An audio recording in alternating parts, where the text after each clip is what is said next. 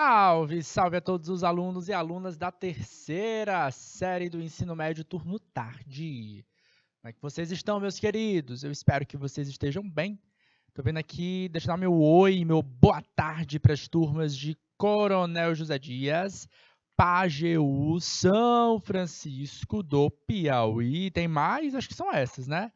Coronel, São Francisco e Pajeú. Pessoal, boa tarde! 1h em ponto, essa aula está sendo transmitida ao vivo, diretamente dos estúdios do canal Educação para você. Lembrando que essa aula também está sendo transmitida pelo YouTube, onde você pode participar do nosso chat interativo. Aliás, né?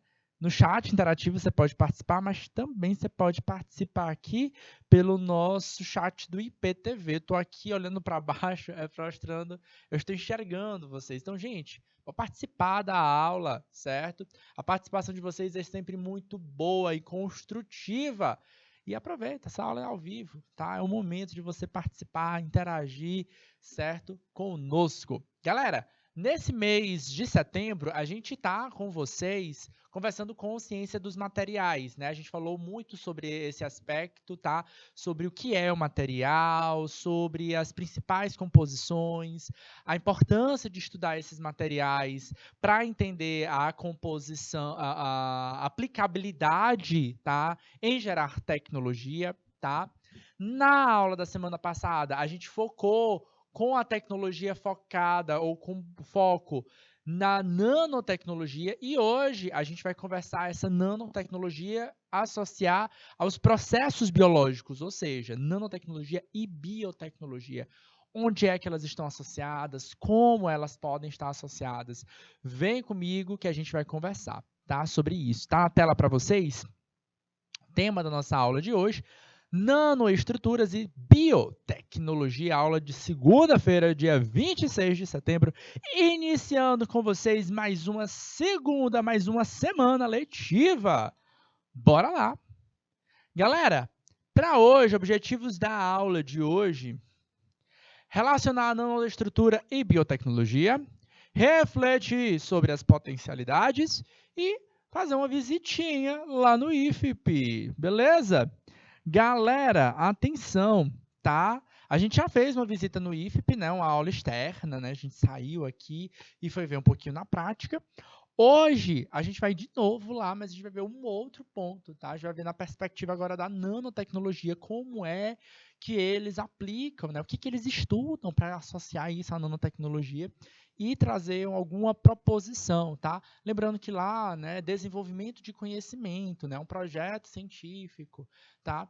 E esse projeto a gente vai e esse processo ligado à biotecnologia aí, ele vai estar associado a, a, a uma criação de protótipos. Obrigado, tá faltando a palavra aqui, tá? Criação de protótipos, tá? E aí, só depois de solucionado, né, de projetado, de feito testes, é que isso chega para o mercado, tá? Então, dentro de um centro de pesquisa, a gente primeiro conhece, né? A gente gera um produto novo, tá? E a gente vê a possibilidade desse produto ser viável ou não para o mercado. Mas é um grande lugar ali para poder solucionar problemas sociais e resolver questões sociais.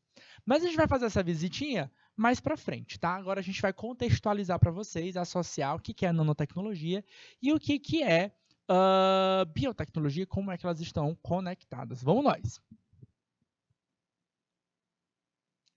Essa imagem aqui eu já mostrei para vocês na semana passada, tá? A associação direta da biotecnologia. O que é a biotecnologia? Então, a biotecnologia é esse conjunto. Oi, volta.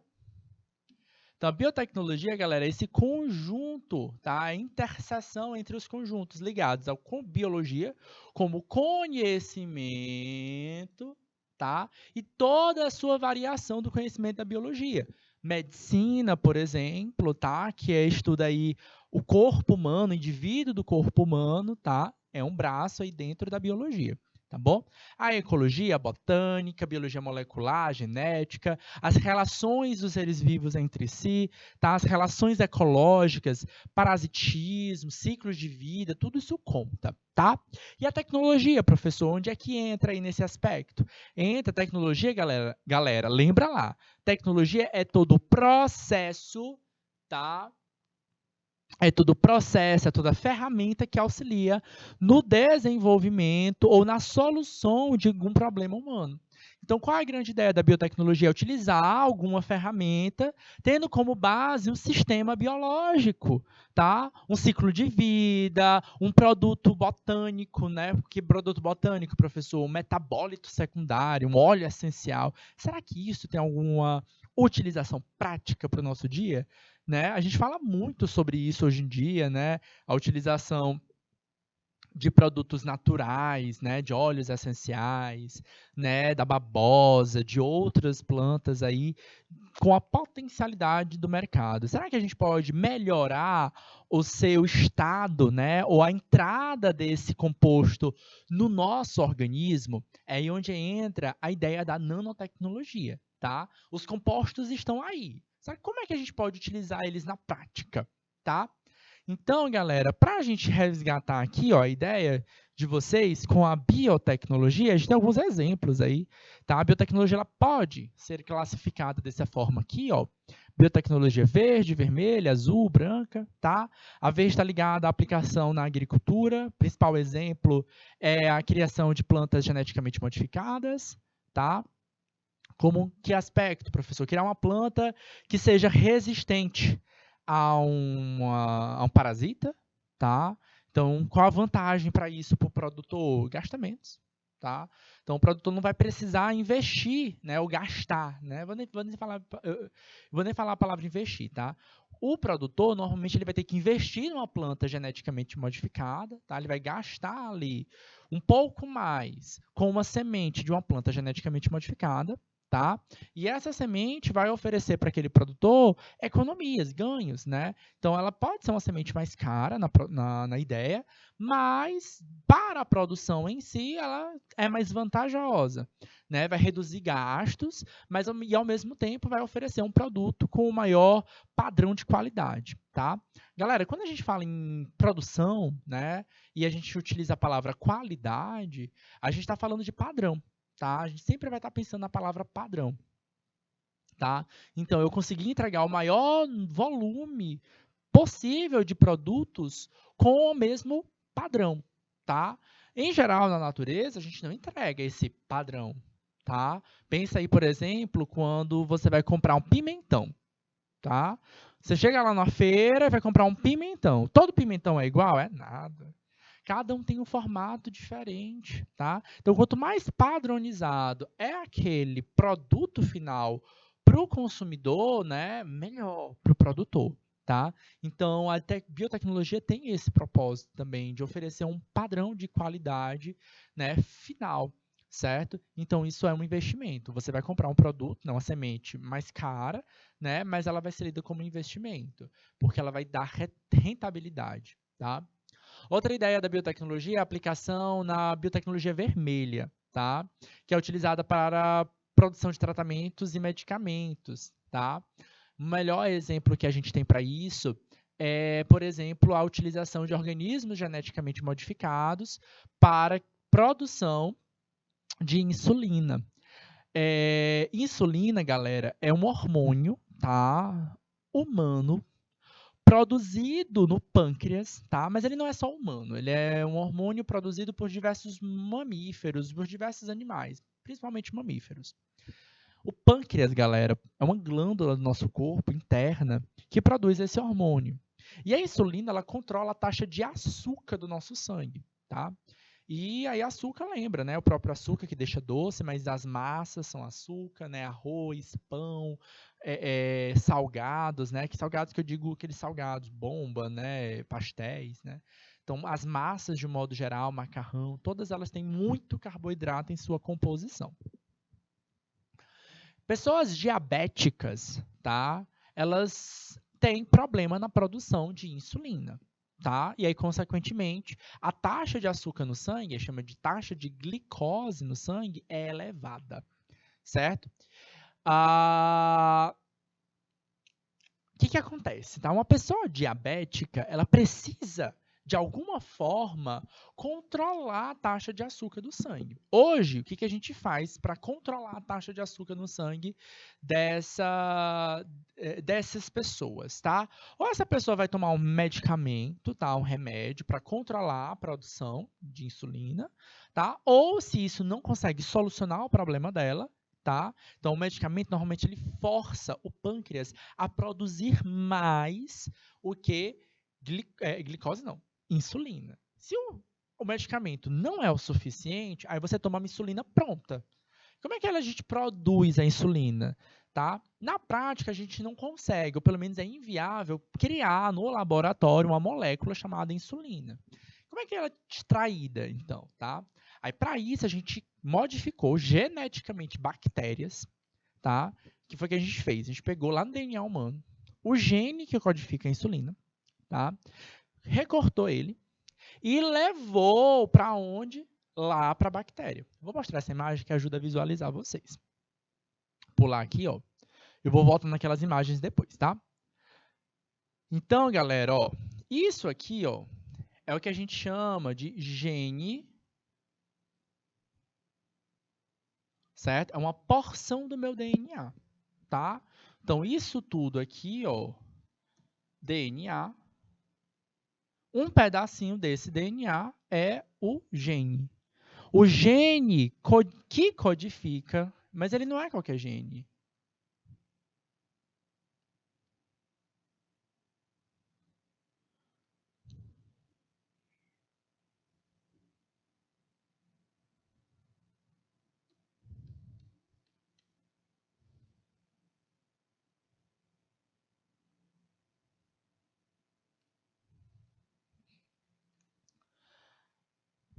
Esse gene, ele não pode ser qualquer gene. Esse gene, ele tem que codificar uma característica do meu interesse. Por exemplo, a produção da insulina. Vocês estão acompanhando lá nas aulas de biologia com o professor Técio que o DNA ele guarda informação genética.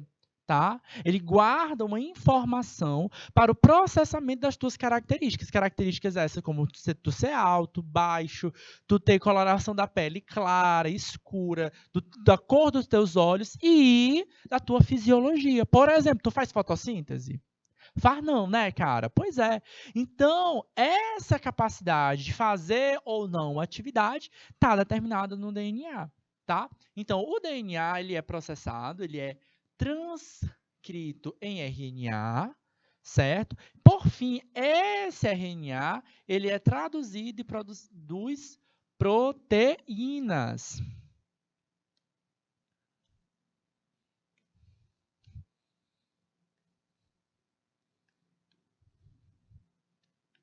Certo? Ele produz proteínas. A insulina é uma proteína. Então, o que é que o ser humano resolveu fazer, né, com a biotecnologia? Pegou um gene do meu interesse, aquele que codifica a insulina, e colocou aonde? No DNA de uma bactéria. Para que ele fez isso, professor? Ele fez isso para permitir com que as bactérias começassem a produzir insulina. Elas não precisam disso. Elas não precisam, elas não têm sistema circulatório, certo? Elas são indivíduos unicelulares, ela não precisa. Ela pega a glicose diretamente e processa ela mesma. Ela faz a fermentação, tá? E por que ela começou a produzir a insulina? Porque ela tem esse DNA do nosso interesse. Aí, o que foi que eu fiz? Não é qualquer bactéria, é uma bactéria que está criada em laboratório, in vitro. Então, ela lá no sistema de armazenamento começa a produzir insulina e essa insulina é consumida pelos seres humanos. É um organismo geneticamente modificado. E isso representa para a gente essa biotecnologia vermelha. Quando eu crio tratamentos novos, medicamentos novos, utilizando processos biológicos. Tá? Porque, veja bem, a insulina ela não está sendo criada em laboratório diretamente. Não é um processo químico. Embora a insulina seja uma proteína, seja uma molécula química, tá? Quem está realizando esse processamento é uma bactéria, utilizando o processo de transcrição e tradução. Ela só ganhou, ela só ganhou o quê? Um gene que codifica essa proteína específica, tá? A biotecnologia azul, tá? Ela utiliza a busca por recursos biológicos marinhos, como a procura de moléculas de algas para tratamento de doenças. As algas, galera, não são plantas, veja bem, tá? Porém, é um dos organismos que estão sendo muito explorados pela ciência, tá? As algas são os organismos fotossintetizantes que vivem na água, especialmente nos mares, tá? E eles produzem algumas substâncias, alguns metabólitos secundários de interesse. Alguns deles, por exemplo, são polímeros, tá? Então, algumas dessas moléculas são polímeros. E eles podem, por exemplo, substituir. Uma tendência agora é utilizar as algas, os compostos das algas, para suprir a necessidade de recursos não renováveis, que é o caso, por exemplo, dos polímeros que guardam líquidos, como a garrafa PET. Tá? O PET, galera, é um plástico fruto do recurso não renovável, que é o petróleo. Tá? Então, hoje a gente fala muito sobre a busca da utilização de recursos alternativos, recursos renováveis, por exemplo. Tá? Essa pesquisa ainda está sendo desenvolvida, mas muito se utiliza já das algas. Na alimentação, sushi são clássicos, né? Mas, por exemplo, na produção de compostos que vão estar presentes em pastas dentais, em cremes faciais, por exemplo, também são extraídos. Tá? A biotecnologia branca é aplicada em procedimentos industriais, inclusive na criação de substâncias que liberam menos poluentes na natureza. E a biotecnologia laranja é aplicada no campo de informação, elaborando conteúdos educacionais para o acesso de todos. A biotecnologia, galera, ela é importante no processamento de informação. Tá? Tratamento de doença e tal, ou até mesmo na prevenção. Uma das campanhas melhores da biotecnologia está aqui, ó, nessa ideia da criação de vacinas. Tá? Como é que uma vacina é criada? Tá? A primeira coisa, eu preciso entender como é que os sistemas corpóreos funcionam. Tá? Então, é o seguinte, galera, eu preciso entender que o meu corpo me protege reconhecendo o meu patógeno, ou o meu agente biológico.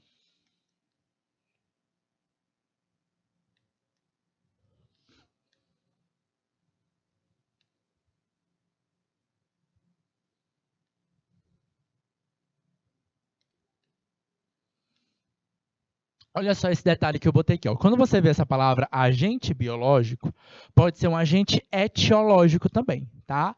Quando a gente vê essa palavrinha agente biológico, tá? Olha só como essa palavra agente é junto. Tá? Então, não é aquele agente separado, tá? É agente junto. É alguém que faz algo, tá? E ele faz o quê? Ele promove uma doença. Ele chega, ele traz para a gente uma doença. Por exemplo, o vírus HIV, ele causa uma doença. Qual é essa doença? A AIDS, tá? Ou o vírus da gripe, que causa que doença? Gripe. Tá? Ou o vírus SARS-CoV-19, que vírus é esse, professor? É aquele vírus que causa o quê? Covid-19. Não confundam, tá? Covid-19 é uma doença que é causada pelo vírus SARS-CoV-2. Ok?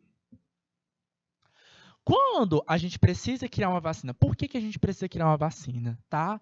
O nosso corpo ele funciona da seguinte forma: ele precisa reconhecer o patógeno que causa a doença. No caso, aqui nessa imagem, a gente tem o patógeno, que é uma catapora. Quem é que causa a catapora? É um vírus. Então, esse aqui é um vírus.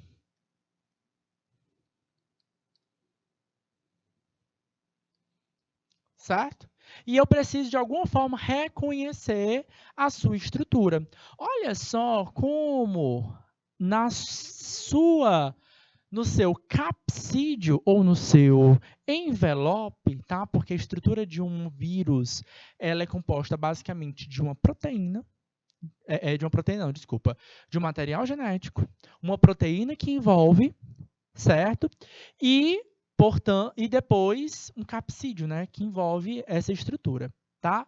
Olha só como essa estrutura parece com a base do nosso anticorpo. Vamos dar um zoom aqui, só para eles visualizarem melhor? Então, queridos, basicamente, tá?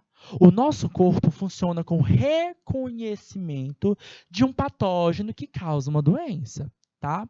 O anticorpo é uma molécula produzida pelo nosso corpo que reconhece a especificidade, cada espécie de forma específica. E o nosso corpo aprende na medida que a gente vai vivenciando, desde que a gente é criancinha, que a gente bota a mão no chão, bota a mão na boca, bota a língua na parede, e a gente, criancinha, né, 1 ano, 2 anos, vive com a boca, com tudo na boca, né? Porque criança, ela tá fazendo isso para quê? Para aprender. Né? A gente aprende, galera, com conhecimento empírico, com as vivências. E o paladar é um sentido. E a gente prova as coisas. A gente bota a língua na parede, aí não é bom não. Vou botar de novo não. A gente está aprendendo esse mundo. E é claro, a gente está se contaminando também, tá? O nosso corpo vai começando a produzir os nossos anticorpos e a gente vai ficando cada vez mais forte. Algumas doenças, por isso que a criança sempre está resfriada, com o nariz melecado, não é à toa, né? Porque ela está em contato com esse mundo o tempo todo e ela tem pouco anticorpo, tá? Muitas doenças a gente já se conhece, a gente já viveu, teve históricos com ela, e a gente fala, opa, essa doença aqui é meio problemática. E a gente começou a desenvolver o quê? Vacinas para evitar o quê? O pior, morrer. Né? Tá aí a história, por exemplo, do Covid. Tá aí por que a gente tem vacina todo ano para gripe, certo? Tem todo ano tem vacina para gripe. Porque esse vírus muda demais. E eu preciso ensinar para o meu corpo o que foi, qual é a novidade. Né? Qual é a capa, roupa da vez que esse novo vírus vai ter. Tá?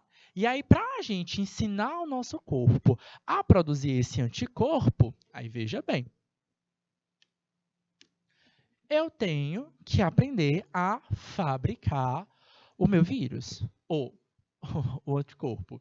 Aqui a gente está falando sobre etapas da fabricação. Fabricação de quê?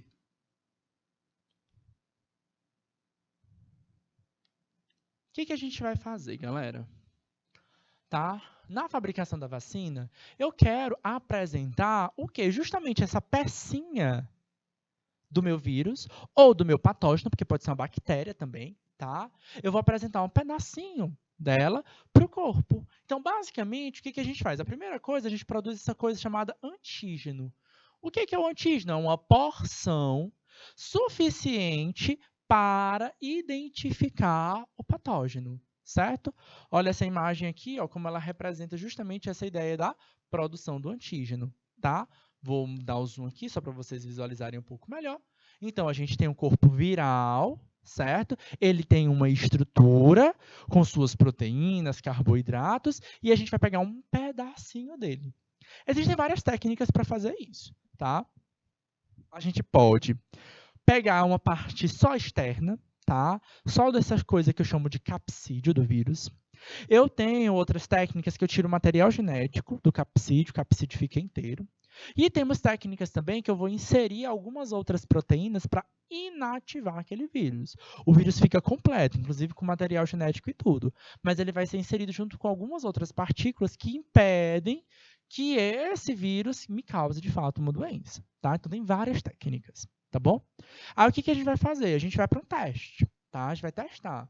Saber se aquele antígeno que foi produzido, tá? Ele tem, de fato, uma função. Se eu aplicar no corpo humano, esse corpo humano vai aprender a reconhecer aquele antígeno e vai produzir o anticorpo. Sempre funciona? Não, não funciona. O melhor exemplo que a gente tem é o vírus do HIV, da AIDS. Tá? AIDS é uma doença, tá? O vírus da AIDS é o vírus do HIV, tá? ele é um dos vírus que foi mais estudado pela ciência. E até hoje a gente não tem vacina dele, certo? Nem sempre dá certo. A gente teve um bom sucesso agora na produção da vacina da Covid-19, que em um curto espaço de tempo a gente conseguiu produzir isso, tá? É claro que a tecnologia, né, é muito maior do que lá nos anos 90, é claro que o foco, né, a atenção, todo mundo parou, o mundo inteiro parou. Os cientistas também pararam. E quem conhecia a técnica da fabricação da vacina se dedicou, parou essa pesquisa científica e se dedicou a desenvolver a pesquisa científica da vacina. Tá? Então, isso aqui é um processo biotecnológico, tá? Para solucionar um problema da sociedade. Tá? A gente vai até comentar com vocês um pouquinho agora que na fabricação da vacina já pode estar associada a nanotecnologia. Tá? Por quê? O que acontece? Normalmente, as nossas vacinas elas são aplicadas aonde? Lembra lá? No braço, né? Mas todas elas são assim? Né? Não. As primeiras vacinas que tu recebeu, lembra lá, qual foi? Não, as primeiras até que não, né? Mas, por exemplo, a gotinha, tomou a gotinha? Paralisia infantil? Pois é, ela não era vacina. Ou ela era uma vacina, ela só não era no braço, né? Então, a gente tem outras formas de aplicar vacinas que não seja apenas no braço, tá? Temos as dos braços, é o caso da Covid-19, foi uma dessas técnicas. Essa BCG, né, essa vacina que deixa essa cicatriz no braço da gente, é uma vacina também. Mas hoje a gente já fala sobre o desenvolvimento de vacinas, tá? Utilizando propriedades da nanotecnologia, tá? Ou seja, reduzindo o tamanho das partículas, especialmente, por exemplo, dos antígenos, para atingir um tamanho ou uma proporção suficiente para que elas sejam absorvidas pelo nosso corpo por outras linhas, por outras pontos, né? Como, por exemplo, pela boca, no caso da gotinha, ou pelo nariz. Afinal de contas, por que a gente quer isso? Porque, por exemplo, doenças que são transmitidas com gotículas de saliva, elas podem ser absorvidas, tá? O vírus é absorvido pela mucosa nasal, certo? Então, a gente quer uma vacina que seja mostrada, seja apresentada para o corpo, por onde? Por essa via. Tá? Então, já está falando já em vacinas da Covid, já se fala hoje de vacinas da Covid como spray para você colocar no nariz, tá? Ainda está em fase de teste, mas a probabilidade é que ele chegue para o mercado nos próximos anos, tá bom? E aí, galera, a partir do momento em que esse antígeno está no nosso corpo, ele começa a produzir um anticorpo próprio para ele. Isso é biotecnologia, tá bom, galera? E ainda pode estar associada aí à nanotecnologia. Outro aspecto interessante da biotecnologia está aqui no processamento ligado à clonagem, tá? Então tá aqui, ó, clonar. Como é que funciona a clonagem, tá? A clonagem, galera, basicamente é criar uma cópia do indivíduo do meu interesse. Vamos supor, eu tenho,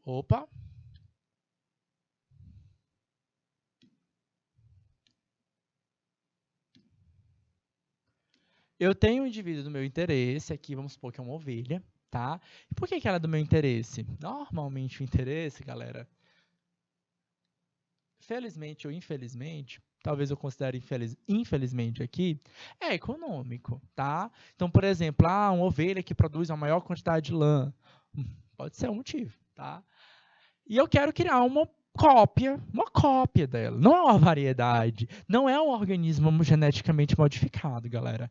Nesse caso, eu quero criar uma cópia, eu quero copiar o mesmo padrão, tá? Aí, o que eu vou fazer? Se eu sei que esse indivíduo é muito bacana, o que eu vou fazer? Eu vou copiar o DNA dela. Não é o DNA que determina as nossas características? Pois bem, eu copio o DNA inteiro, tá?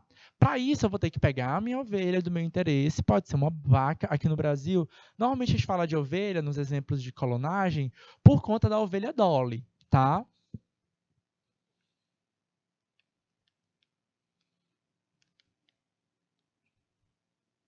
Mas nós também temos a bezerra Vitória, tá? A bezerra Vitória foi um caso que aconteceu aqui no Brasil, lá no início dos anos 2000, tá bom? Então, a gente já clonou indivíduos, tá? Bovinos, tá bom? Beleza? Hoje tem uma questão ética envolvida no processo de clonagem, então não é tão fácil clonar assim, tá bom? Vamos nós. Como é que a gente faz? Primeira coisa que a gente vai pegar é o DNA do meu interesse. Esse DNA do meu interesse, eu vou botar de outra cor só para não confundir vocês na escrita, tá? Esse DNA do meu interesse, ele está em uma célula somática. E eu vou querer um pouquinho de atenção de vocês agora, porque eu sei que vocês confundem um pouquinho o que é isso, tá?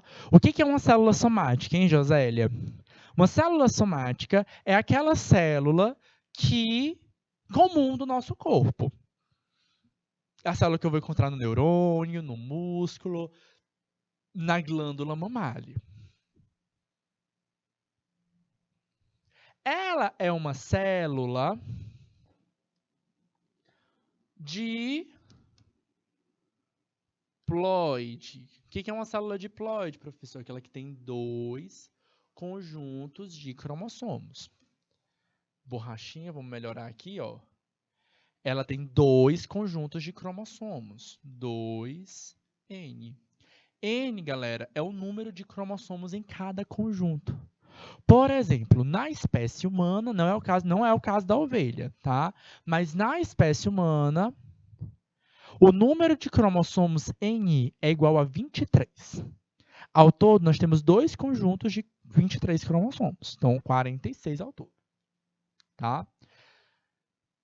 Esses conjuntos são em pares, porque um veio do pai e a outra veio da mãe. Por isso que a nossa característica é diferente. Nós somos uma mistura, tá? Essa mistura permite variabilidade genética, tá? O que do ponto de vista da biologia é maravilhoso. Por quê? Porque eu posso ser diferente, gerar variabilidade, outros indivíduos. Isso é bom, tá bom? Só que eu quero variabilidade? Eu não quero variabilidade, eu quero aquela célula, eu quero aquele DNA. Se eu fosse reproduzir essa ovelha, eu iria gerar um outro indivíduo, certo? Com outras características, e não é isso que eu quero. Aí o que a gente vai fazer? Não. Então, não vamos fazer isso. Vamos fazer o seguinte, vamos pegar uma outra ovelha, tá? Uma ovelha, ó. Primeira ovelha é a ovelha do meu interesse. Ovelha A. A ovelha do meu interesse, certo? Ela é que eu quero lucrar. Vamos pegar uma segunda ovelha? Agora vamos pegar uma ovelha B. Ela tem o DNA, certo? Só que ela, no caso, a gente não quer o DNA dela. Por quê? Porque não é o meu interesse. Meu interesse é o DNA, certo? Ah, agora eu não vou pegar qualquer célula. Eu vou pegar qual célula? Eu vou pegar uma célula de óvulo. O que é um óvulo, professor? É um gameta, tá? Em outras palavras, é uma célula gamética.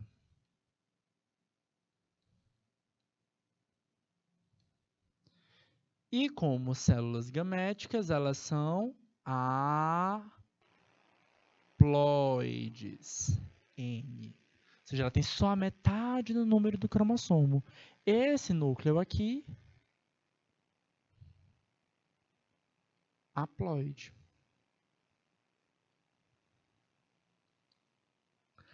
A célula gamética óvulo é uma célula especializada na fecundação. Ela sabe que vai ser fecundada, tá? Então, o objetivo dela é ser fecundada, é aparecer nela o núcleo diploide.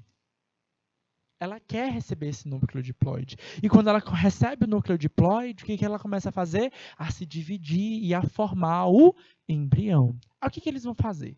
Tá? O cientista que quer fazer uma técnica de clonagem vai pegar o DNA da célula somática, tá?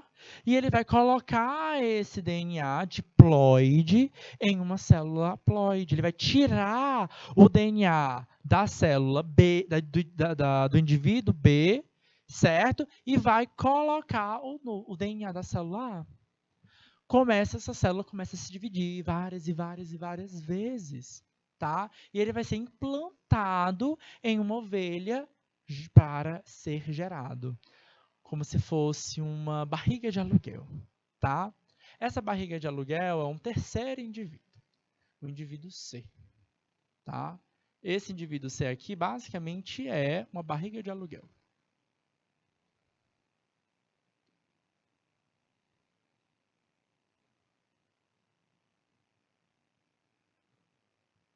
Certo? E aí essa ovelha C, então temos o indivíduo A, o indivíduo B e o indivíduo C. O que vai acontecer? Ele vai gerar um novo indivíduo, e esse indivíduo, basicamente, é um indivíduo clonado do indivíduo A. Ele é o indivíduo A? Não é. Não é o indivíduo A. Ele é outro indivíduo, ok? Ele é um outro C, mas geneticamente igual ao indivíduo A, certo? Beleza? E é assim que a técnica da clonagem funciona. E aí, galera, falamos sobre biotecnologia, os principais aspectos da biotecnologia. O professor Tércio vai conversar com vocês, se não já conversou com vocês semana passada, mais e mais sobre outras técnicas da biotecnologia. Eu quis dar essa força aqui da biotecnologia para falar com vocês. Galera, biotecnologia pode estar associada à nanoestrutura. Tá? Quando a gente reduz um material ou um composto a nível nanoestrutural, ao nível menor do que o nível microscópico, a gente está falando sobre nanoestruturas. E está falando, então, sobre nanotecnologias. Como poder associar essa estrutura para solucionar problemas, tá? Então, galera, a gente vai estar pensando aqui em reduzir e produzir novos compostos pertinentes e importantes para o nosso dia a dia. A capacidade de sintetizar, caracterizar e aplicar novos materiais nanoestruturados representa um ponto crítico para o avanço da nanotecnologia. Revisa aqui, ó. O que é a nanotecnologia? A criação de nanopartículas que têm um tamanho intermediário entre estruturas microscópicas, que é como, por exemplo, células, que a gente consegue visualizar no microscópio, e estruturas moleculares. Esse é o ponto, tá? Como a gente pode desenvolver um novo material, certo? E solucionar um problema. Se eu posso associar isso a um problema ou a alguma questão ambiental, de saúde, por exemplo, tá? Para a gente conversar um pouco mais sobre isso, a gente vai fazer o seguinte. A gente pode lançar o nosso VT? A gente pode lançar o nosso VT para eles? Pois pronto. Pois a gente vai, para falar um pouco mais sobre essa estrutura da biotecnologia casada e associada à nanotecnologia, a gente vai fazer uma visita no Instituto Federal e conversar um pouco mais sobre as pesquisas que são desenvolvidas lá. Bora lá?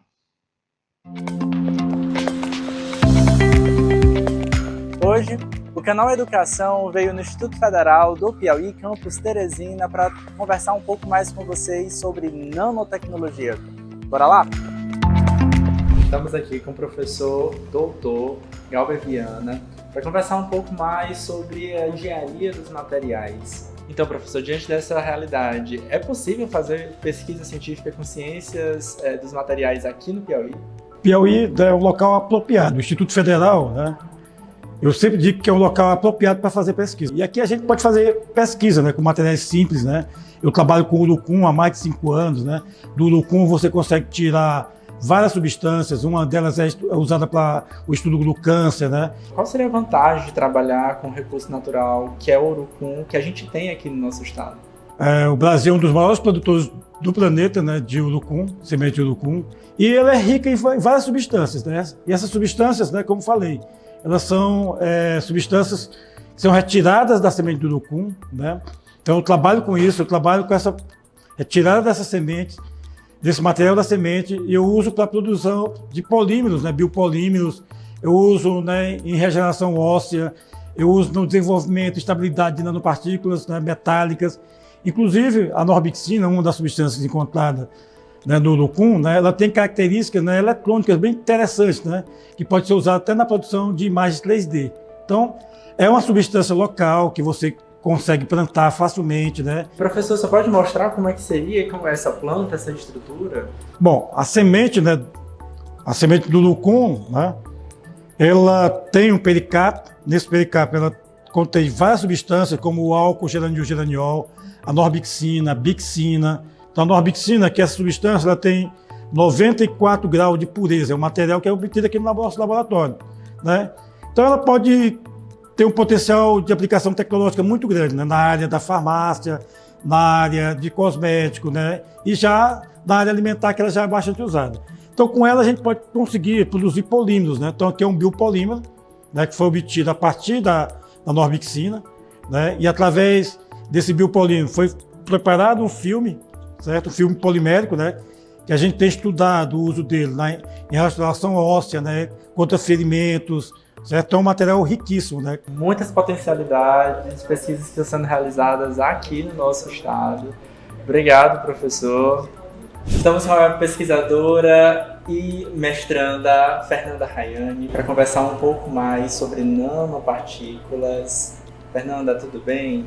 Então, a gente já tinha conversado em uma outra aula com o professor Viana sobre o urucum, né, as potencialidades do urucum. O que você tem aí? Como ele pode ser solucionado? Os problemas que a gente tem aqui no nosso estado? Depende de para onde eu vou aplicar esse material.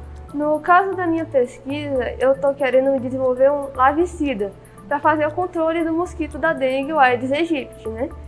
Então, o que acontece?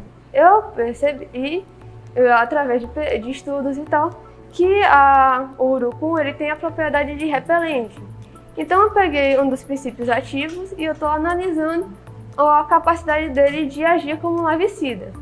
Eu estou usando a norbixina junto com as nanopartículas de prata. Quando a gente faz só a nanopartícula de prata, a gente pode ter uma solução, às vezes na coloração amarela, depende do tamanho dela, misturar, digamos assim, de certa forma, e eu vou ter um outro componente aqui, com outra solução, que é aquela que eu vou testar para ver como é que ela está. E aí, isso aqui seriam protótipos, né, do que ainda vai ser desenvolvido. Mas isso aqui a gente empregaria para combater o mosquito já adulto, a larva, o que seria?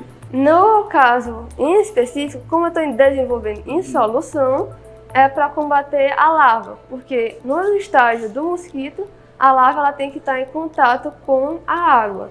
A nanopartícula de prata, ela tem uma grande habilidade de matar fungos, matar bactérias, ela tem agindo como carreador, então é uma questão muito interessante que está sendo pesquisada no mundo inteiro, porque a gente está tendo um grande aumento da resistência, sabe? Da resistência de bactérias, da resistência de fungos aos produtos que a gente usa. Então a gente está procurando alternativas.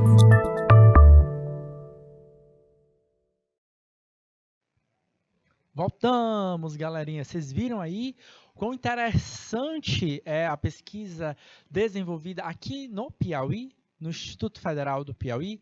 Galera, lembrando, tá?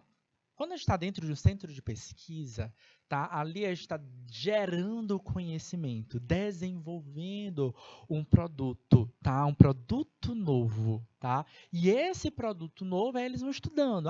Pera lá, o urucum, aquele plantinha, aquela sementezinha que faz o corante que a gente bota ali para deixar o frangozinho mais bonito, certo? Saboroso também, tá? Para dar aquela cozinha na farofa, ele não tem só isso de propriedade. Ele tem óleos, ele tem outros compostos com propriedades, certo?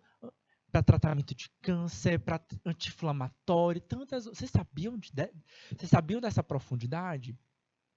Isso aí, ó, já é conhecimento que já foi gerado pela ciência, tá? É claro, viu, galera? Não adianta passar o coloral, né, o corante no alimento e achar que vai estar se tratando, tá, galera? Até porque a gente normalmente vai comer esse alimento depois de frito, né? Então, alterou as propriedades da molécula. Mas se eu pegar aquela molécula, extrair ela, separar ela, que é o que eles estavam fazendo, e aplicar ela a um organismo, quais são as reações que podem acontecer? tá? A grande ideia desse trabalho é tentar utilizar, associar, reduzir o tamanho daquela molécula o máximo possível, tá? Para associar aquela molécula a alguma nanopartícula existente e conhecida. A nanopartícula, ela tem um auxílio, bora lá conversar aqui um pouquinho sobre a importância. Ela, o material perfeitamente seguro, pode facilmente penetrar a pele. O que, professor? A nanopartícula.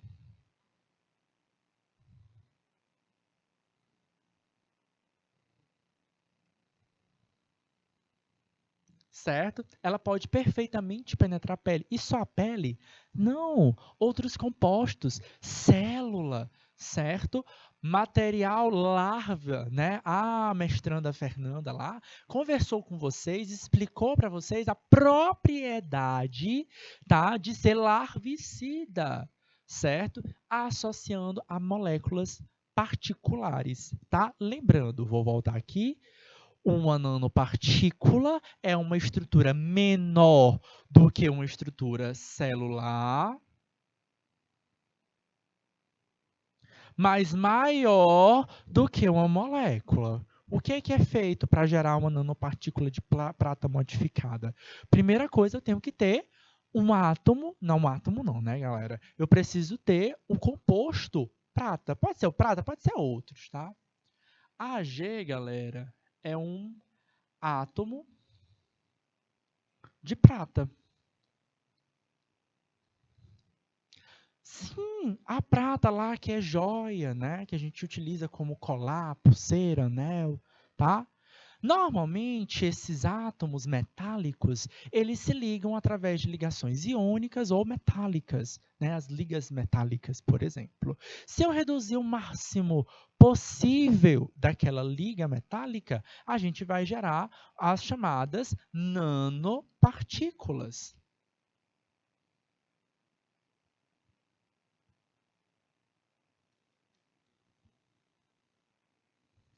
Então, galera, o que é uma nanopartícula? A nanopartícula é uma partícula diminuta, tá, de algum composto do meu interesse. Ela é maior, tá? Ela é maior do que um átomo, ela é maior do que uma molécula, certo? Mas ela vai ter ali um tamanho normalmente a nível maior do que uma molécula. Eu vou colocar ela em um meio líquido, tá? E associar a um composto do meu interesse. Por exemplo, um extrato vegetal do meu interesse, como foi apresentado para vocês no vídeo. O extrato das sementes do urucum, certo? Então, parte desses extratos vão ter algum composto com a propriedade do meu interesse, como larvicida, tá? Mata larvas. E aí, ó, sobre o controle de temperatura, pressão e acidez, e, claro, com um bom estudo de química, de entender as propriedades moleculares das reações químicas, o que acontece? As nanopartículas de prata, elas ganham novas propriedades. Olha só como essa nanopartícula de prata tem um monte de pontinho amarelo. Essa imagem mostra aqui pra gente. Essa esfera aqui grandona é a nanopartícula de prata. Nanopartícula de prata. Ok? E essas moléculas associadas aqui, ó, molécula do meu interesse.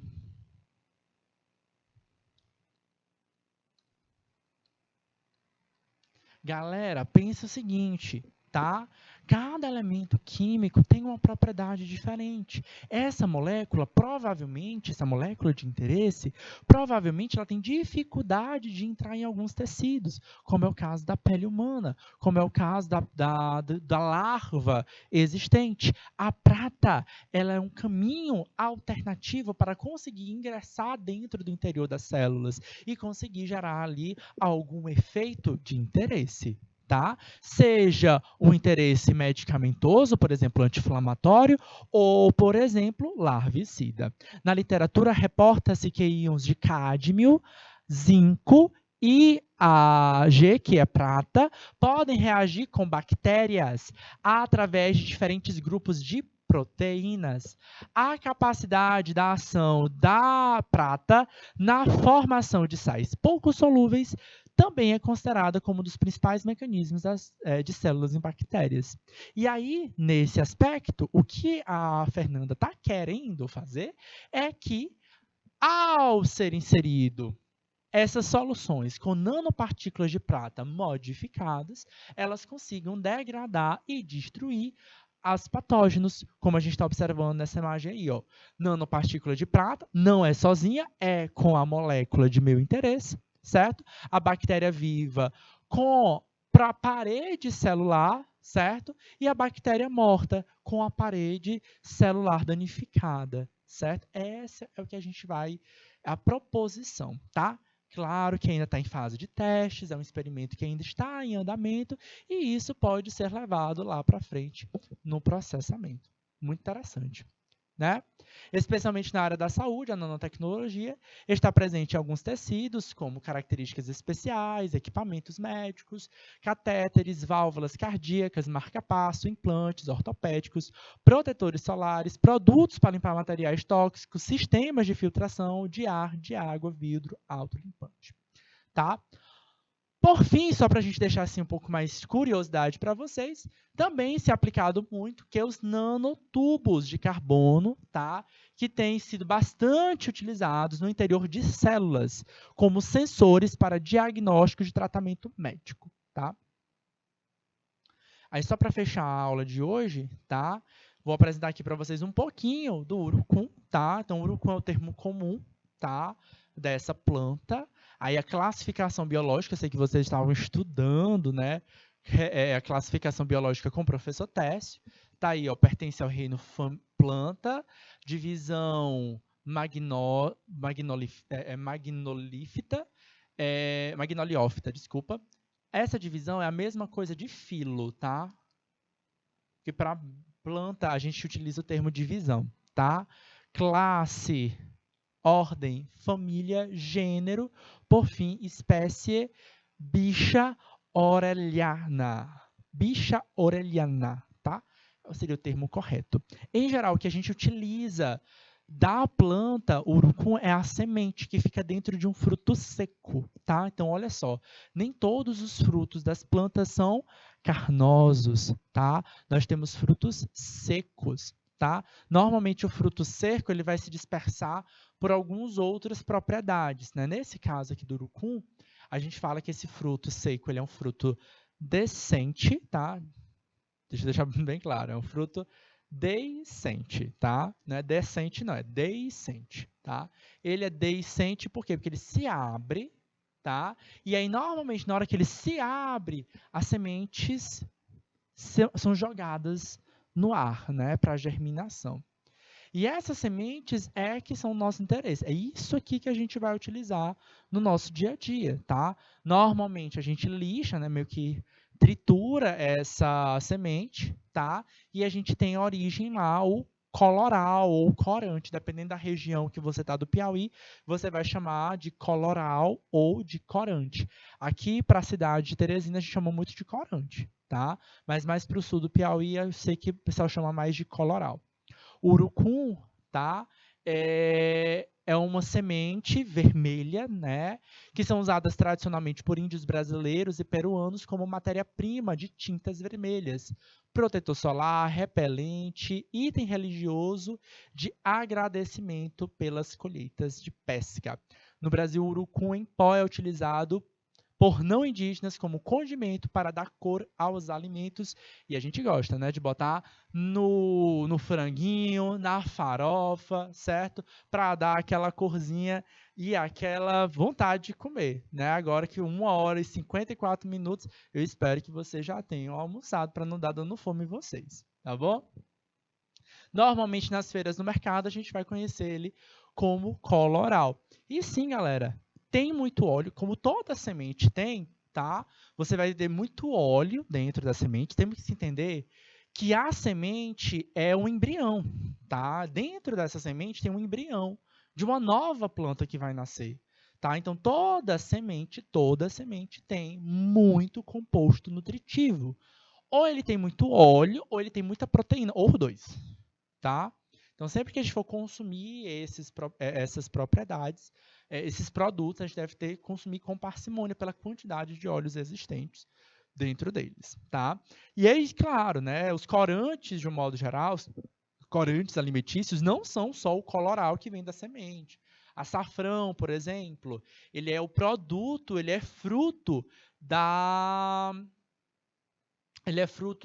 raiz, né, das raízes, né, de uma plantinha do açafrão, né, do próprio açafrão, tá, o açafrão da terra, tá, e ele é extraído a partir dessas raízes, são raladas, secadas e gera aquele pozinho de cor mais amarelada, né, que a gente gosta de colocar, por exemplo, no arroz, que também vão ter diversas propriedades. Lembrando que não adianta pegar e consumir diretamente o produto, tá? Achando que ele vai ter uma propriedade anti-inflamatória. Normalmente a gente precisa separar aquele composto do interesse, tá?